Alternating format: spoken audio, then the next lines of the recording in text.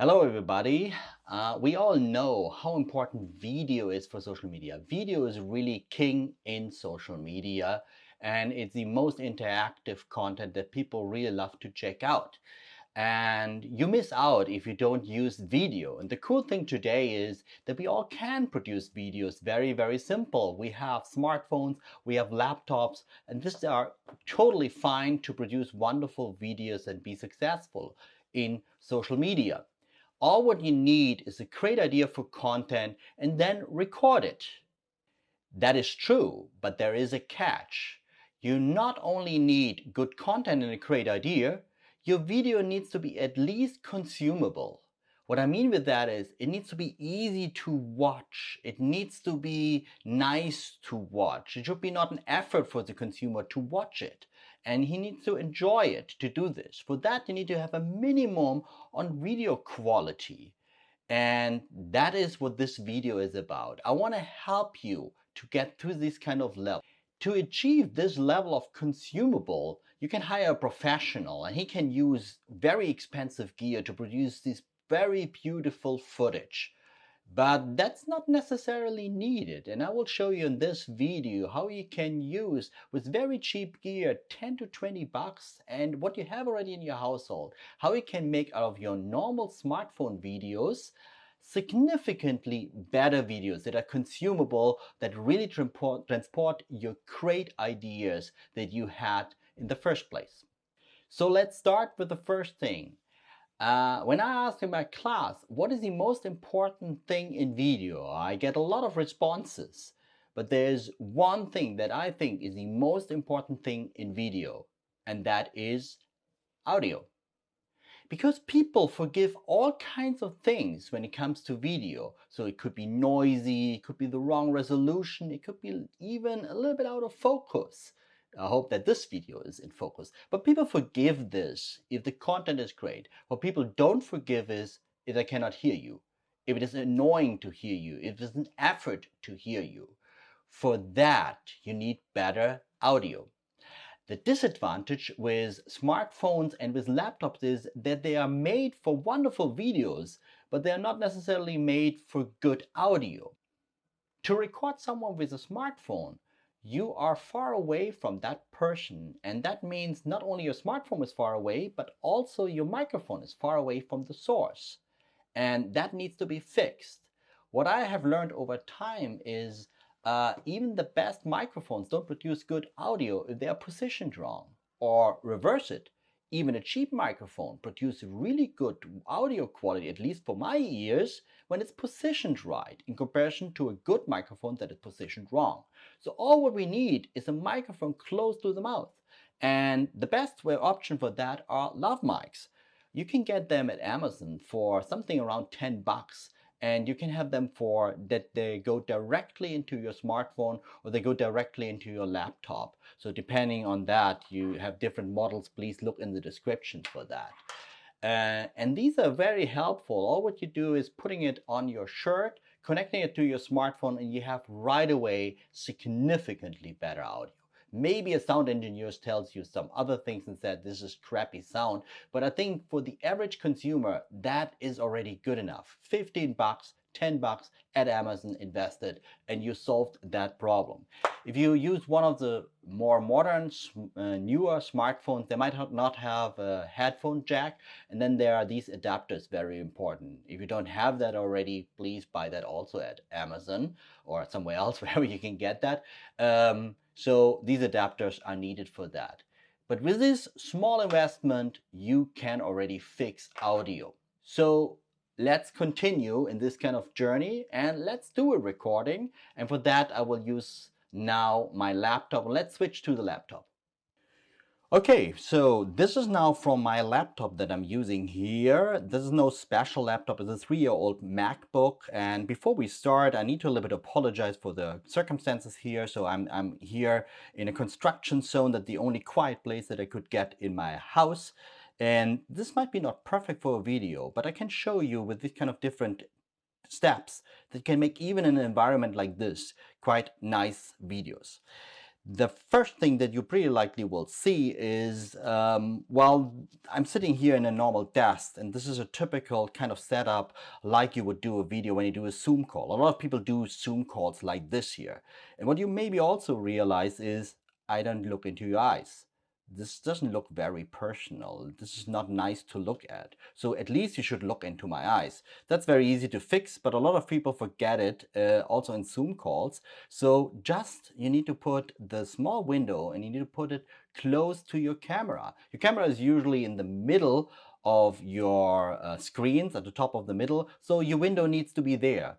If your window is too big, you still don't look in the camera. So make that kind of window smaller where you're recording. Now I have a small window under my web camera and I'm looking already right into your face. Okay, so this is already better. I'll look into your eyes. Nonetheless, it looks all like Skype. It looks like Zoom.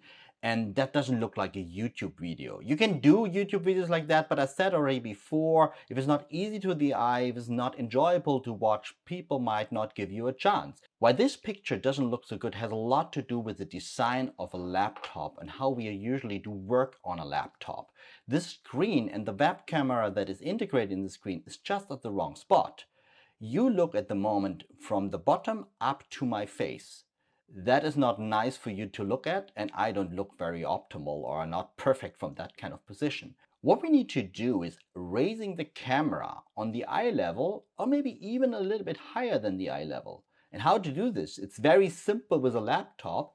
All what you need for that is some books. Heavy books, really big books. So something like 10 of these kind of big books. And if you have them, you can raise your laptop. So let me do this. So let me get this laptop a little bit higher. So it's here. That doesn't change much. This here might be a little bit. And let's do a little bit more like this here. That's now eye level, and like I told you, maybe we can do it a little bit higher than eye level. I'm a fan of that kind of perspective. That's good. So that looks to be fine. I'm a little bit too low, but now comes a big advantage of laptop, because you can change the angle of the camera very easily by just lowering your screen. And all of a sudden we have a significantly better image. At least from the composition. Now on the left side, you see my construction zone. If I don't like that and I see it, well, that's easy to fix. Just turn it a little bit around and people don't see that so much anymore. So this is a significant improvement already. That's very easy with laptops. If you use a smartphone for your recordings, there are very easy ways of doing that too. What you need to do is fixing the smartphone. I would not run around with a smartphone that is shaky, and people don't like to watch on that. For that you need more gears, and I don't want to talk about that right now. But you need to fix your smartphone, and the easiest ways of fixing your smartphone is with these kind of adapters here. You see that? So this here is a selfie stick. So the good old selfie sticks help tremendously to fix your smartphone, position it somewhere solid. And you might need a tripod, a mini tripod. These you can get at Amazon for under 10 bucks. Here's a special one that I personally like. So that's a clamp and additionally a tripod. And you can put a smartphone on top of it. All what you need is a mini tripod and maybe a small adapter like this here to put it on top of it. So all what I want from you is fixing your smartphone, get it in the right height. For that, these kind of mini tripods help tremendously. I will put some links in the show notes. So that was my second step, changing the position of the camera and get that in a good perspective. Now look at the image. You will also see, well, that's still not perfect professional lighting, or this doesn't look good. And maybe it's even a little bit grainy because I'm using a 3-year-old webcam. That's definitely not as good as an iPhone. And all of these phones, regardless of iPhone or a webcam, have problems with low light. So you need better light. And the good thing is almost in every household, good light is available. For that, you need to think a little bit first, from where comes the light? In my case, I'm in a typical desktop situation and have behind my side, I have a window. So my light comes from the back, and my front is significantly a lower lit. So what should you do? The easiest fix is changing your position and making it nicer, and you will see that. So let me show you what I mean. So I take my laptop, and when I go to the window, you will see all of a sudden I get very much more lit. And if I go to the window a little bit back, you see the construction inside, please ignore that.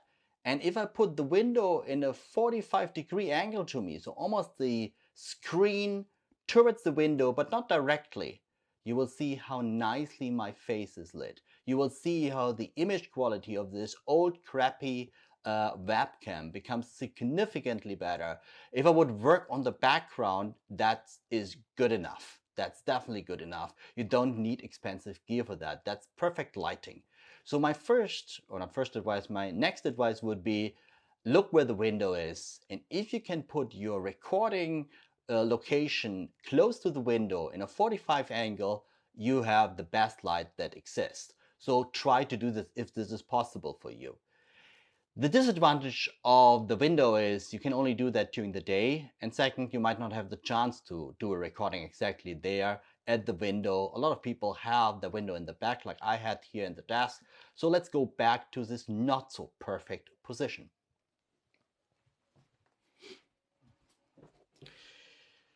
So I'm back at this position. You see how crappy it looks in comparison to the window before. But you can fix that, and you can fix that with very simple tools. So what you can use is using a desk lamp, or you can use some of these construction lights that you get at Home Depot. They really work. You can clamp them on the right side, and you need to position them in the right position, and you get already significantly better light. We can leave the very strong light in the back if we get more light in the front. And there's almost no alternative. You need to do this. There are also these kind of construction lights. Maybe you have that already in the household. I didn't count that into my 20 bucks, but if you have some kind of light, that would be good. You can even use a flashlight. Here's a flashlight. I have that here. And now how to position that? Let me switch it on. So here's my flashlight. And I think we all know that a little bit from horror movies. You can put it like this here, and that's the worst light you can have. So definitely we don't do this. On the other hand, regardless if I use a flashlight or not, you pretty likely will not put it directly to you. It looks more like a beam of light right here on my side of my face. So that is even worse to everything that we have seen before. But the miracle happens if you don't do it directly. But if I take this light and point it to the wall right in front of me, that is hopefully white, and all of a sudden you get a significantly better light. And depending on how I play around with this light, my face and my shadows in my face will change. So I can do it right in front of me. That's quite honestly slightly boring. But if you do it again in a 45-degree angle to you, you get most of the time the best light. So you see that here, that's good. That's totally fine. That's totally YouTube worthy. So this way, just with one light, one strong light reflected in a wall, and even as an amateur lighter, you can make good light for a video. It's not a big trick. I have already a light here, so let me switch that on so I can let the flashlight, can switch that off. Exactly at the same position, so that will be now 45 degrees right side from the camera, and that's most of the time the most perfect light. If you know more about light, then you can do other things, but that's already enough. Positioning your camera, having the light right, and you get a significantly better image quality. Last thing that a lot of people forget when they do their video is their background. I told you already, but my challenge here, I'm in a construction zone that is not super beautiful, but at least even in an environment like this, I can change stuff. So I could, if this would be a normal living room on this side here, maybe there is a cupboard or something else that would hide all of these kind of stuff. And you see here on my other side here, it's super empty and it's almost irritating. So if I put something there, it just looks nicer. So let me do this.